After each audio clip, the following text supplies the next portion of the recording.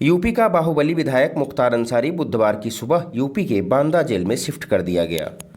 पंजाब के रोपड़ से मंगलवार की दोपहर यूपी पुलिस उसे लेकर रवाना हुई थी। बांदा जेल में बैरक नंबर 15 मुख्तार अंसारी का नया ठिकाना होगा।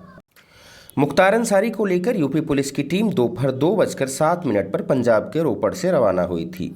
पंजाब से हरियाणा, नोएडा, मथुरा, आगरा और कानपुर होते हुए यूपी पुलिस का काफिला बुधवार की सुबह 4:30 पर बांदा जेल पहुंचा। जेल पहुंचने के बाद मुख्तार अंसारी की मेडिकल जांच की गई। उसके बाद उन्हें बैरक में शिफ्ट कर दिया गया।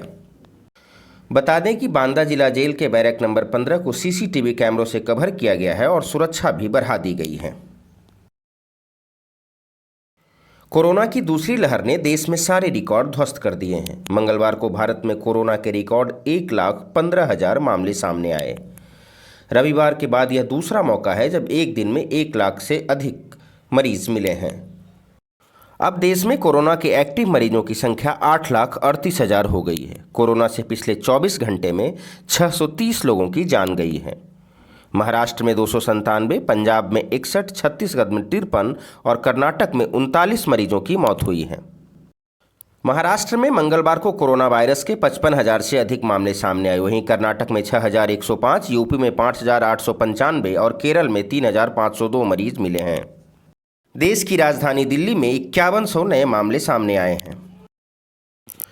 तमिलनाडु, केरल, पुडुचेरी में विधानसभा चुनाव को लेकर मंगलवार को वोट डाले गए। इसके अलावा पश्चिम बंगाल और असम में तीसरे चरण को लेकर वोटिंग हुई। मतदान को लेकर लोगों में खासा उत्साह देखने को मिला है। असम में 82.29%, तमिलनाडु में 65.11%, पुडुचेरी में 78.13% और पश्चिम बंगाल में 77.68% वोटिंग हुई है। केरल में 70.04% मतदान हुआ है। तमिलनाडु की 234, केरल की 140 और पुडुचेरी की 30 विधानसभा सीटों के लिए मंगलवार को वोटिंग हुई।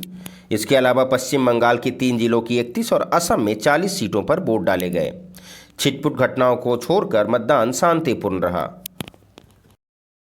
बिहार में चिराग पासवान की पार्टी लोजपा को मंगलवार को बड़ा झटका लगा। पार्टी के इकलौते विधायक राजकुमार सिंह ने लोजपा से इस्तीफा देकर जेडीयू का दामन थाम लिया। विधानसभा चुनाव के नतीजे के बाद राजकुमार सिंह लगातार जेडीयू के संपर्क में थे। बेगूसराय के मटिहानी से विधायक राजकुमार सिंह ने लोजपा से इस्तीफा देने के बाद कहा कि फैसला मुश्किल था, लेकिन पार्टी के महासचिव के व्यवहार से दुखी हूं। बिहार विधानसभा में उन्हें बतौर जेडीयू विधायक दल के सदस्य के रूप में मान्यता भी दे दी गई है। अब विधानसभा में जेडीयू के विधायकों की संख्या 46 पहुंच गई है।